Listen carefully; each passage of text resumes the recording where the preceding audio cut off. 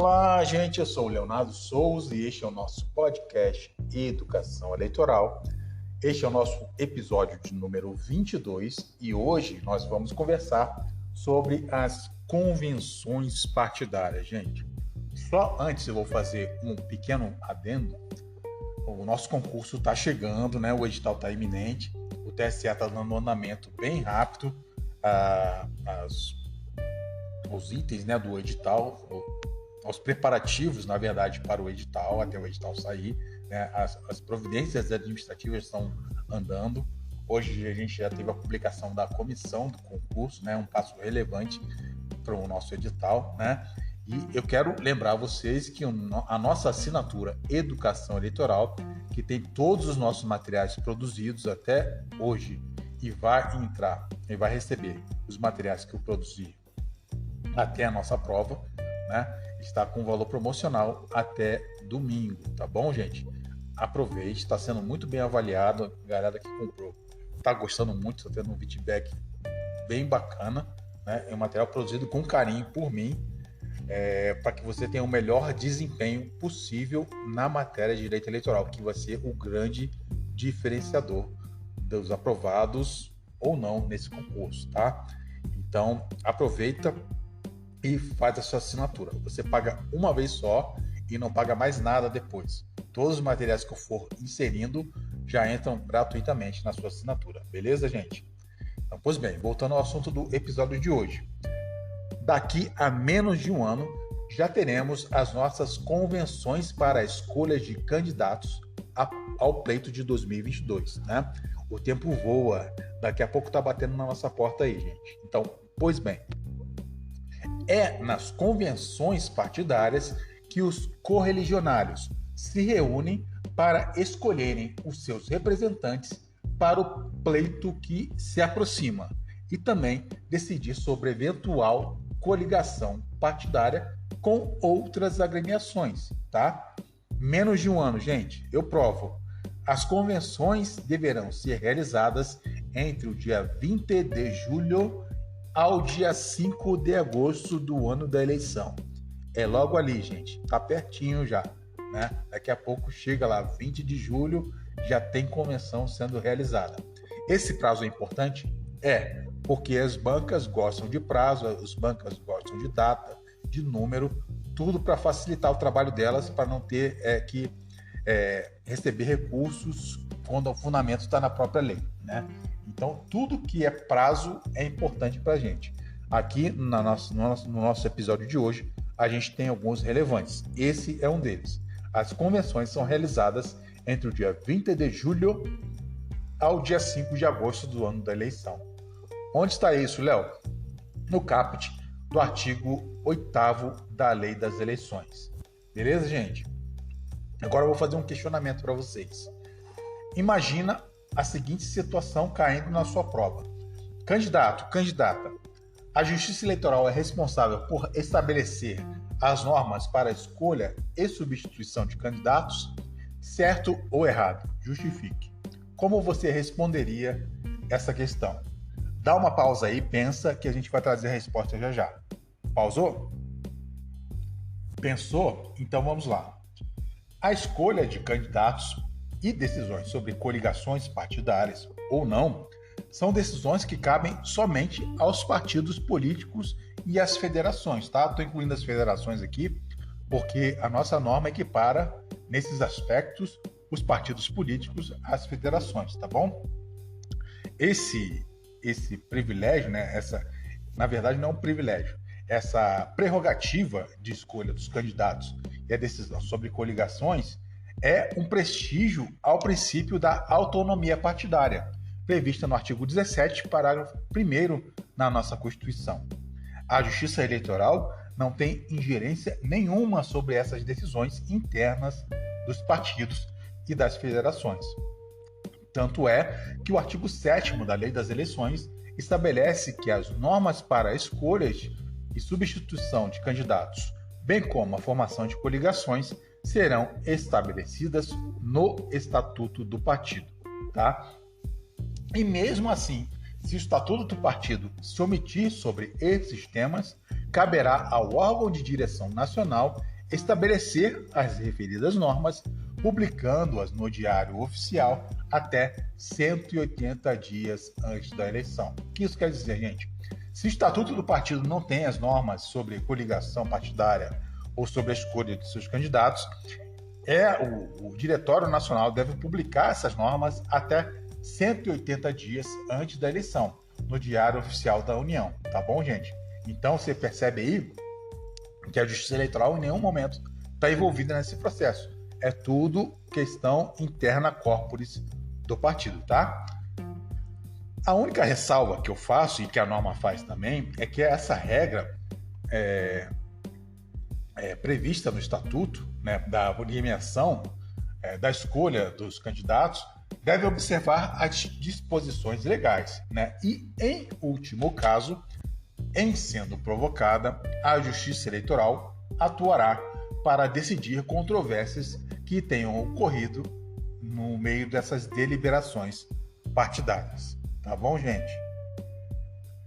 Pois bem, havendo conflito na deliberação sobre as coligações entre a esfera partidária inferior e as diretrizes estabelecidas pelo órgão nacional nos termos do Estatuto, o órgão nacional poderá anular a deliberação do órgão inferior e o estatuto e os atos delas decorrentes, na forma do artigo 7º, parágrafo 2º da Lei das Eleições. Ocorrendo essa anulação, essa deverá ser comunicada à Justiça Eleitoral no prazo de 30 dias após a data limite para o registro dos candidatos, que se dá no dia 15 de agosto do ano da eleição, né? E se dessa anulação decorrer a necessidade de escolha de novos candidatos, né, o partido deve registrar os seus candidatos, os novos candidatos, na Justiça Eleitoral até 10 dias seguintes a essa deliberação, tá? Então, aconteceu o seguinte: o Diretório Nacional anulou a deliberação do órgão inferior, né? Então, essa anulação vai ser comunicada à Justiça Eleitoral e, se houver necessidade de escolher novos candidatos, essa escolha será feita, né? Na verdade, o registro dos novos candidatos será apresentado à Justiça Eleitoral nos 10 dias seguintes à deliberação. Tá bom, gente? Prosseguindo. Para a realização das convenções, os partidos poderão utilizar gratuitamente prédios públicos, responsabilizando-se somente em casos de danos causados pela realização do evento. Ou seja, podem ser utilizados os prédios públicos gratuitamente pelos partidos, né, que eles só vão ser responsabilizados se houver algum dano decorrente da realização do evento. Eu destaco que nas eleições de 2020, em meio à pandemia de Covid, o TSE autorizou que as convenções partidárias pudessem ser realizadas de forma virtual. E para as eleições de 2022, que ainda vigem a resolução que geriu esse procedimento, né? As eleições de 2022 foram geridas pela resolução 23609, se não me engano, elas ainda estão vigentes, né? Até a publicação da nova resolução, provavelmente até o início de março do ano que vem. Essa resolução 23609 permitiu também a convenção de forma híbrida, né? Então, hoje a gente tem o seguinte: a convenção pode ser realizada presencialmente, de forma híbrida ou de forma virtual pelos partidos políticos, tá? Vamos aguardar como é que vem a nova resolução, mas isso não é tão relevante para a nossa prova. O que geralmente vem cobrando em prova é a disposição da lei. E na lei tem o seguinte: as convenções partidárias poderão ser realizadas gratuitamente em prédios públicos, responsabilizando-se as agremiações somente se houver danos causados em decorrência da realização do evento. Tá bom? Perfeito. Realizada a deliberação sobre a coligação e sobre a escolha dos candidatos, é necessário lavrar-se a ata em registro aberto, em livro aberto e rubricado pela Justiça Eleitoral, publicada em 24 horas em qualquer meio de comunicação, seja ele rádio, TV, internet, jornal, tá? Atualmente, esse livro pode ser substituído pelo sistema Candex, que é o sistema aqui de candidaturas que tem na Justiça Eleitoral, tá? Isso não é relevante para a gente, só para fins de curiosidade mesmo. Guarde a informação que está na lei. A ata deve ser lavrada em livro aberto, rubricado pela Justiça Eleitoral e publicada em 24 horas em qualquer meio de comunicação. Tá? E, por fim, eu pergunto a você: você já ouviu falar de candidatura nata? Pois bem, se não ouviu, a gente vai falar desse monstrinho jurídico agora, né? Ele foi inserido na lei, no parágrafo 1º do artigo 8º da Lei das Eleições, que assim dispõe. Diz o seguinte, o parágrafo 1º. Aos detentores de mandato de deputado federal, estadual ou distrital ou de vereador e aos que tenham exercido esses cargos em qualquer período da legislatura em que estiver em curso, é assegurado o registro de candidatura para o mesmo cargo pelo partido a que estejam filiados. Isso quer dizer o seguinte, gente, em outras palavras, vou dar um exemplo comigo. Por exemplo, eu sou vereador da atual legislatura pelo partido X, né? Então, por esse dispositivo, o partido X ele tem que me conceder, ele tem que registrar minha candidatura para a reeleição, porque eu já sou vereador e tenho mandato atual, né? Eu estou sendo candidato à reeleição. Então, isso é a candidatura nata, né? O partido é obrigado a registrar essa candidatura do vereador, do deputado federal, deputado estadual, que já tenha mandato eletivo, esteja exercendo mandato eletivo na atual legislatura, né? Isso é meio abusivo, na verdade, é um privilégio que não deveria existir, né? E por causa disso, essa situação foi levada ao Supremo via ADI 2530 e por meio do qual o Supremo decidiu que há uma incompatibilidade dessa norma prevista no artigo 8º, parágrafo 1º, com a Constituição, por violar a norma, né?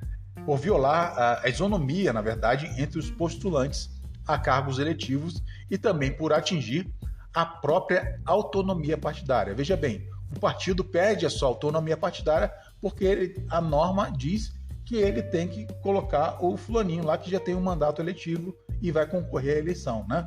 Então, isso fere de morte ali a autonomia partidária da agremiação, além de ferir a isonomia entre os postulantes de cargo eletivo, né?